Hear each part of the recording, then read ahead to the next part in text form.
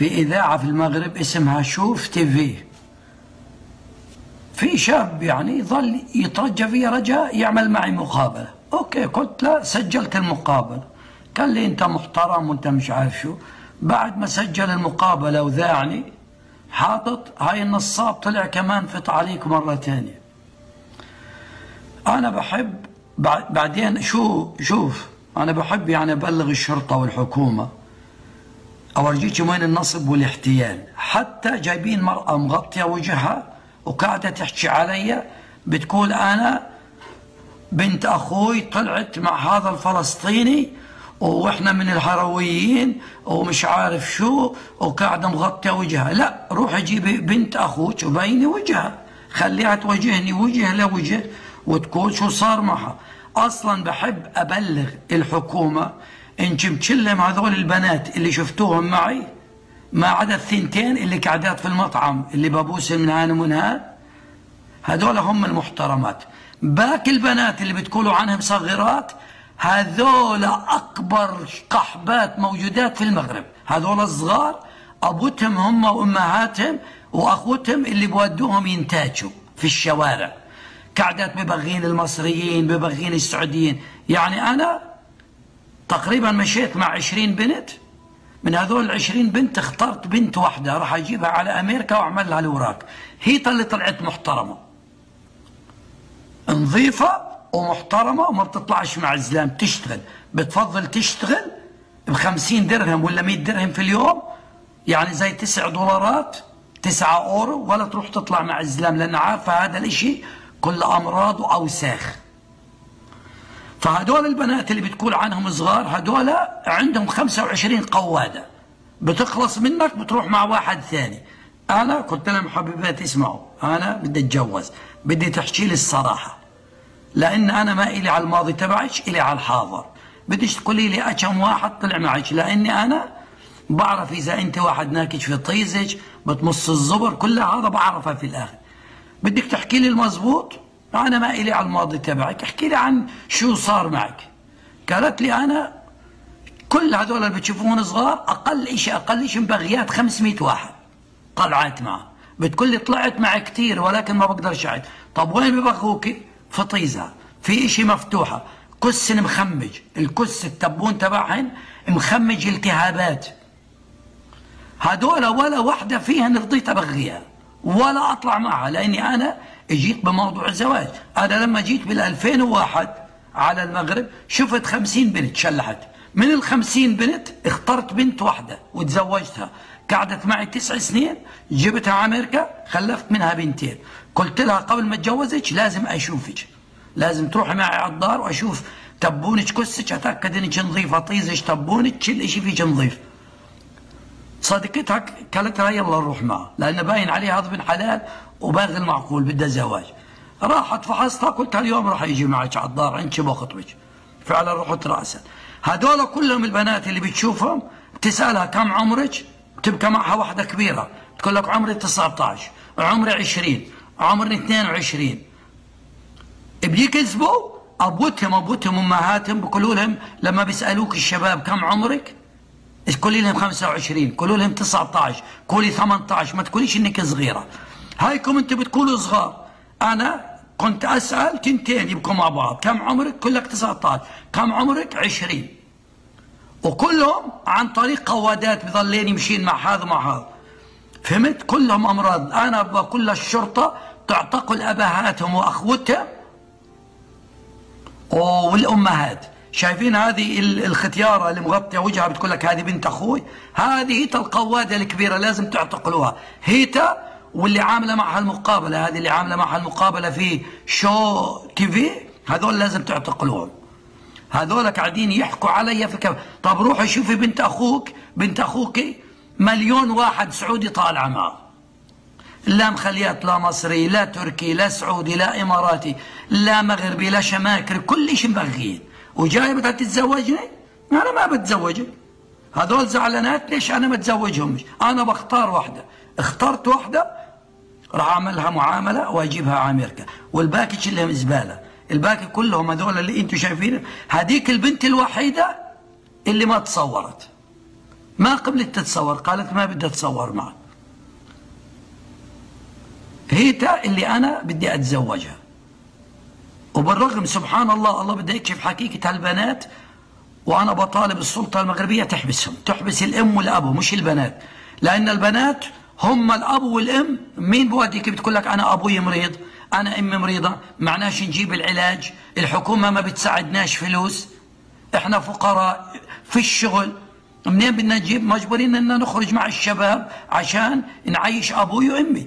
يعني هم السبب في هذول البنات، راحوا للشوارع وصاروا يتحووا ينتاكوا، هم الأم والأب والأخوة، هذول لازم ينحطوا في السجن، لأن هم اللي بيودوا بناتهم ينتاجوا مع السعوديين والكويتيين والإماراتيين والأتراك، ما مخليات واحد إلا مبغياته، وجايات على ظهري أنا الإنسان المحترم، ولا واحدة فيهن بنت بغيها، كلهم أمراض.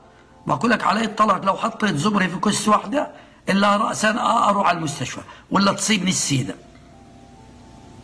هذول لازم الحكومة يحاكموهم كلهم شراميط. بتقول لك أنا عمري 19، بعدين أمها جدتها عمتها بتقول لك هذه عمرها 17. طب ما هي قالت لي عمري 19، كيف صارت 17؟ وأنتوا اللي مودينها أصلا. بتتبغى في الشوارع، دايرة في الشوارع، حتى بتبقى قاعدة عندي في الدار بتصلوا عليها 20 واحد، كل دقيقة التلفون برن طر ورا بعض. بدك تتجوز قحبة؟ بدك تجيب على أمريكا بنت محترمة، ما بدك تجيب قحبة. أنا جبت بنت عندي على الدار قعدت عندي 5 ساعات ولا التلفون تبعها رن، ونظيفة ونقية وبتشتغل ولا تعمل الفساد. هذول كلهم اللي شفتوهم معي، هذول لازم كلهم تحبسوا. العمة والخالة وأخوتها وأبوها وأمها هم اللي بودوا بناتهم يروحوا يشرمطوا عشان يعيشوهم. فهمتوا علي؟ هاني قلت لكم الصراحة. أما تقعدوا تحطوا كل إشي علي، قال الفلسطيني والفلسطيني والفلسطيني والفلسطيني. الفلسطيني ما بيتجوز قحبات، ما بيتجوز عاهرات. انتوا فلتين بناتكم في الشوارع بنتكن مع السعوديين، وانا اتجوز واحده من وراء السعوديين. هذيك قص احمر مبكبش عليه بكابيش تبونه كلها 100 مرض، وهذيك الثانيه طيزها فاتحه الكد من الزباب، عامله حالها عذراء بتنتاك في طيزها. كلهم شراميط. انا ما بتجوز شراميط. وواحده هي اللي لقيتها من بين 20 بنت محترمه، بدي اعمل لها اوراق واجيبها على امريكا اتجوزها. هذا الفيديو بدي اياكم تنشروه على جميع انحاء المغرب. هذول بيضلوا يروحوا يشكوا علي ويحكوا علي، خليهم يعرفوا حقيقتهم، الحقيقه الاصليه للام والاب والاخوه والخوات. فهمتوا علي؟ هاني قلت لكم الحقيقه. يا تي في يا شو تي في اللي بدكم تعملوا مصاري على الشعب، وعشان اليوتيوب تعملوا لكم $50 قاعدين تغلطوا علي الطلاق اللي انيش عرضك هالاذاعه.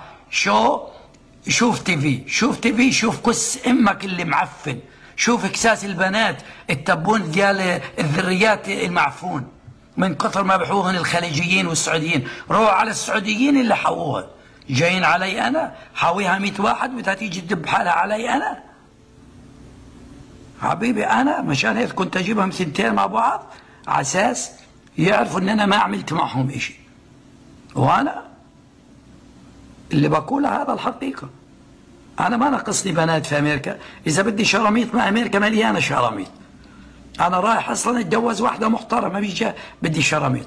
ما الشراميط هان العربيات والأمريكانيات هان في أمريكا كل بتبغوا، أنا ناقصني شراميط. أنتوا عندكم في المغرب أعطيت البنات الحرية، كل بنت عمرها 15 ولا 16 بتقول لك أنا عمري 19 ودشرات في الشوارع بتبغين. لا، لازم ترجعوا القانون.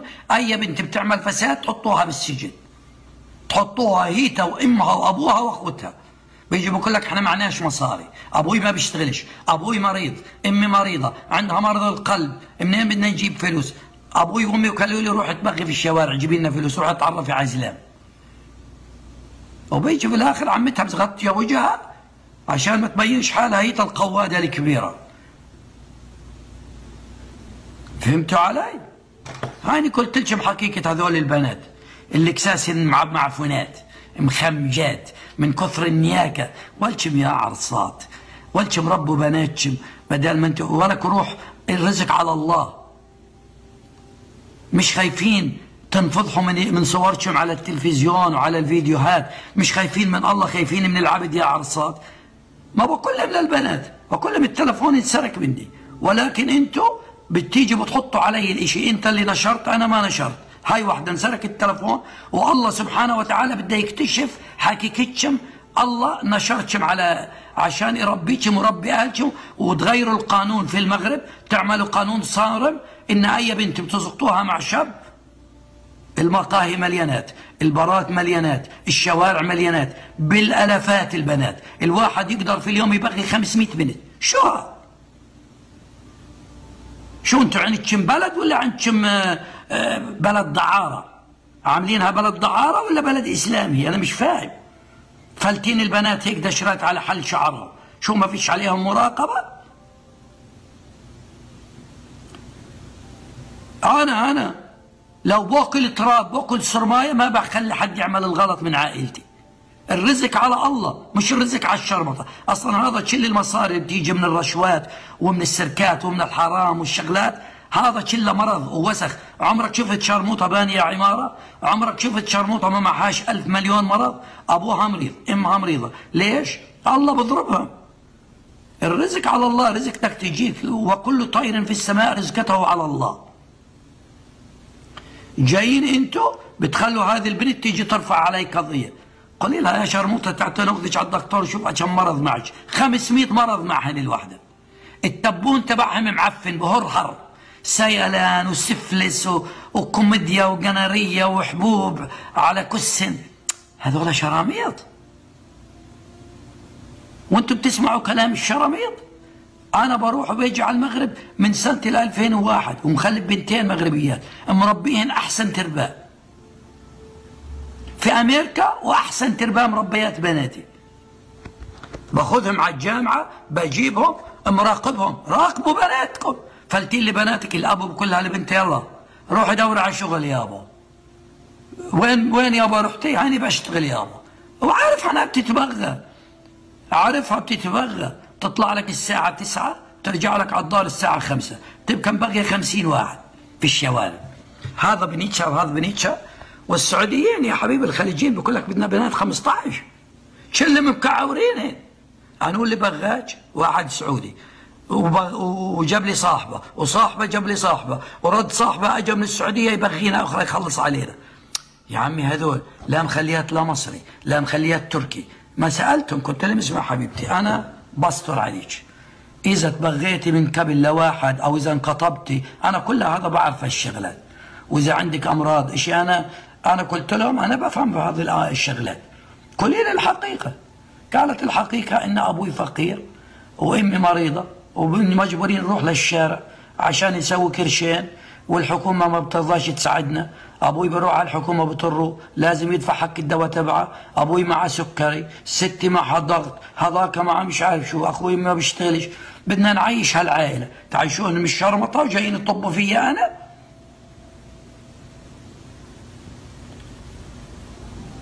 انا ما بدي اتجوزك، انا اخترت بنت محترمه. الواحد قال النبي محمد صلى الله عليه وسلم تعارفوا على زمن النبي محمد. واحد اجى على النبي محمد صلى الله عليه وسلم قال له انا هذه عجبتني ولكن ما بعرفش كيف جسمها. قال له اوكي بتروح البنت تتحمى وانظر عليها، يعني تطلع عليها بس ما تنظرش نظره خايبه عليها. شوف جسمها اذا اعجبك اتجوزها، ما اعجبك ما تتجوزها. شافها وهي تتحمى رجع على النبي محمد صلى الله عليه وسلم قال له عجبتني اتجوزها.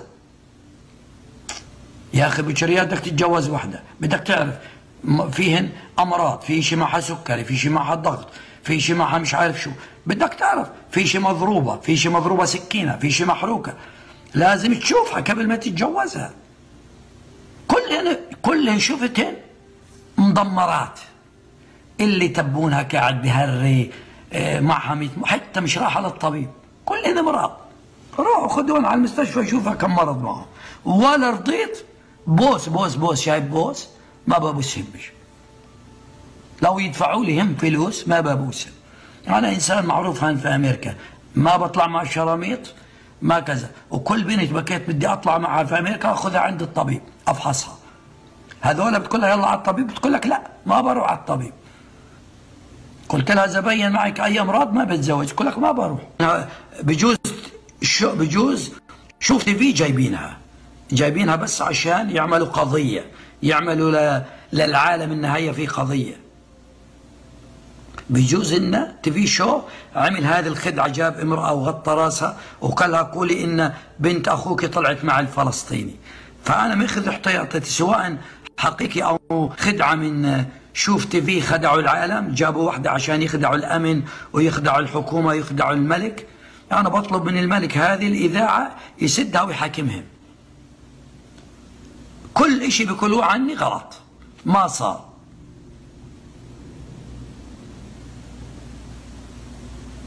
يا عم الملك ما بعرف عنهم، الملك إنسان محترم والحكومة محترمة، هم الشعب الأخ شرموطة، الشعب الأب والأم. في شغل في المغرب، إذا تبعين السنغال قاعدين يشتغلوا، المغاربة هم بدهم مش يشتغلوا، ولا في شركات في معامل خياطة، المغرب عامرة بالشغل، حتى الحكومة تساعدهم، تعطيهم تاكسي أحمر، تعطيهم رخصة تاكسي أحمر يروح يكريه، يأجره لواحد يأخذ 5000 درهم بالشهر. يعني الحكومة مش مقصرة مع الشعب، الشعب هو أخو شرموطة بدهم فلوس كتير. وقل لك بنتك قاعدة علي الطلاق، واحدة كلت لي عن واحدة من بناتي اللي شايفينهن معي، كلت لي بتسوي كل يوم 2000 درهم في اليوم من الشرموطة، بتظل تتبغى في طيزها. بدي أقول ليش طيزها فاتحة؟ ما أنا بعرف.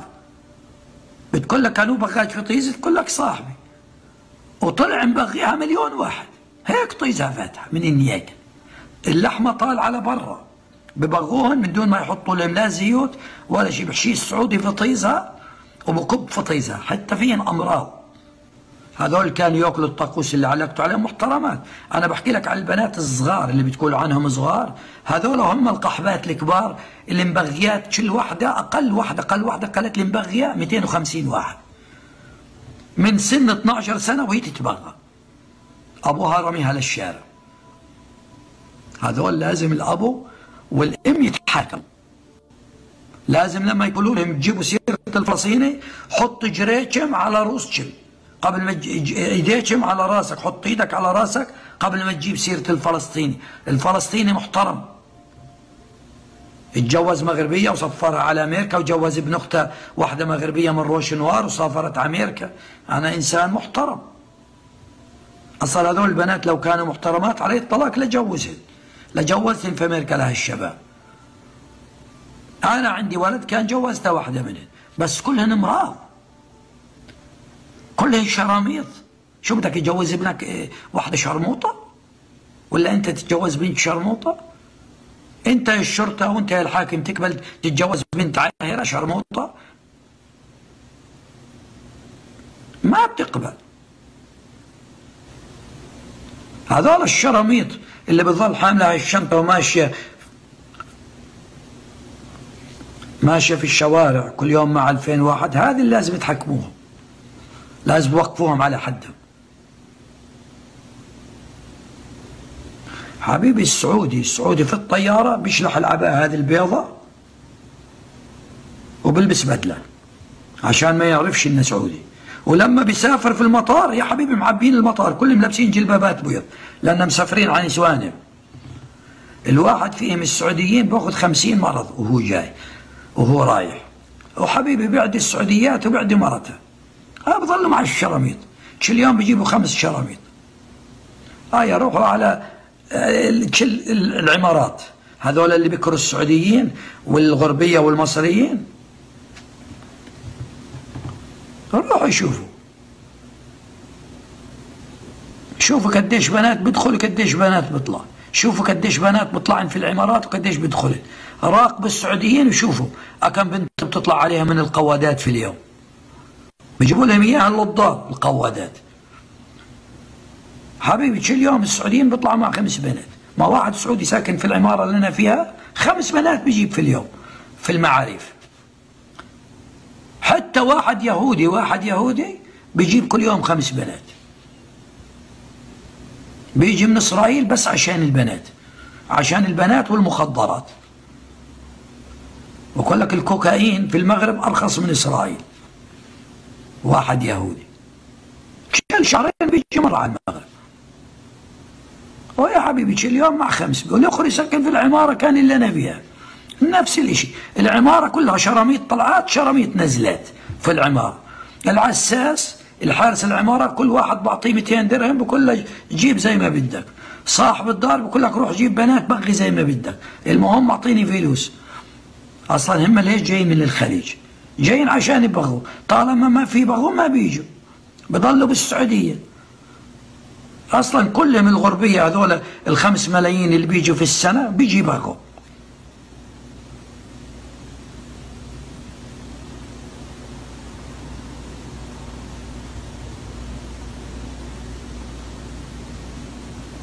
يعني كان لك السعودي جاي من السعودية يحج في المغرب، ليش جاي؟ جاي ينيش، جاي ينيش شو قحبات، وياخذ الأمراض ويروح. زبا بروح منفوخ هالقد من المغرب مع 50 مرض، مع سفلس والسيلان والسيد. إذا واحدة بتقول لي صاحبتها كان مرضها السعودي أعطاها إيدز. هذه أخرى شوية على فكرة، يعني سنتين زمان راح تكون كل البلد فيها مرض السيدة. على هالهيئة إذا بيتركوا البنات على هالحالة، بنات يظلين يتبغين في الشوارع وهانوها، على الطلاق إن واحد ببغي في الشارع هيك، واحدة في حيط هيك كازفة جنب الحيط وببغي فيها في الشارع. والبنات الصغار، بنات صغار عمر 12 سنة قاعدات يشم سلسيون. بقول للبوليس شوف قاعدات يشمين سلسيون، يلحقني الأجانب يعبطني الأجنبي وبسنا عشان يعطيني 5 دراهم. بقول للبوليس شوف هذول شو بيعملين قاعدات مع الأجانب. قال بقول لي هذول اعتقلناهم وطلعناهم ورجعوا يعملوا نفس الشيء. قلت له بنات عمرهم 12 سنة قاعدات يشمين سلسيون. قال بقول لي ما شو بدنا نسوي لهم؟ نحبسهم بيعاودوا يرجعوا. حتى البوليس مش قادر عليهم، كثروا. أنا هذه الرسالة بوجهها إلى الحكومة المغربية وإلى خاصة للملك محمد السادس اللي ما بيعرف عن هالبلد إشي. بحب أقول لك يا ملك المغرب، صدقني أنا بحبك، ومشان هيك أنا اخترت المغرب وتزوجت مغربية. أنا بقول لك هذا شعب لازم تدعس عليه بالصرماية أنت والحكومة، لا تعطوهم لا حرية. والبنت اللي بتزغطوها اسألوها أعطيني بطاقتك، بظلين دشرات في المقاهي وبنتجن. لازم هذا الاشي توقفوه، لأنه صار كثر حبيبي. صارت هذه بنت تعديل لك 100 بنت، صارت الشغلة تجارة. صارت الشغلة تجارة حبيبي. صارت الوحدة تذوق لك طعم ال 500 درهم في اليوم، بدها 5000 درهم. تيجي بتقول لك أعطيني 2000 درهم وأقعد معك 5 ساعات. شراميط. الوحدة فين بتسوي في اليوم فوق ال 5000 درهم قاعدات، بتروح من واحد لواحد من واحد. السعوديين قاعدين يعطوهم 2000 درهم 1500 للوحدة، وكلها جيبي لي صاحباتك وخلاص. حبيبي كلهم شراميط. بتروح واحدة بتجيب لك صاحبتها، الثانية بترد تجيب لك صاحبتها، وكلهن مسفلسات، كلهن مرض وأوساخ.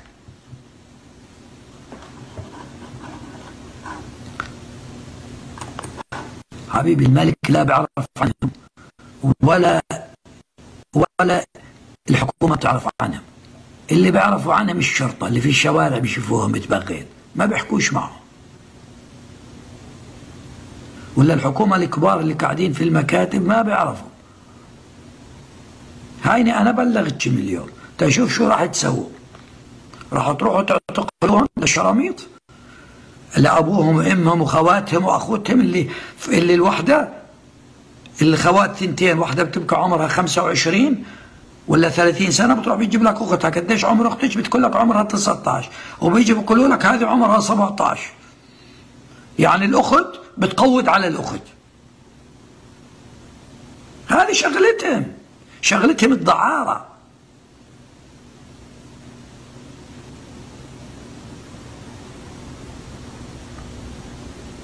ليش احنا في فلسطين ما عندناش هذا الاشي؟ في فلسطين لما بتتكلم مع بنت بتطحن لك وجهك، اذا بتقولها بس شو اسمك بتاكل لك 500 كتله. لو تقعد في فلسطين 100 سنه ما بتقدر تبغي واحده الا زواج. في المغرب تقدر تبغي في اليوم تقدر تبغي 200 بنت. ليش هذا الاشي بيصير في بلد اسلام؟ يا عمي اذا السعوديه ما عندهم بفتح عامل لك هالمسبحه ويقول هيل فيها قديش بتجي فلوس للوحده، بتلحق بسوي لها هيك بتلحق بقول لها بعطيك 2000 درهم ببغيك. وانت يا عمي السعودي هذا هيك شرشة حبيبي، مش سائل عن حاله يموت ولا الواحد فيهم عمره 50 80 سنه شبع من عمره، بقول لك يجي الايدز المهم باغي جاي مولع من السعوديه على الكساس. شو باخذ الاوساخ والبكتيريا والجراثيم وبروح بعطي مرته ومرته بتعطي الصاحبه بضل يتبغى في السعوديه.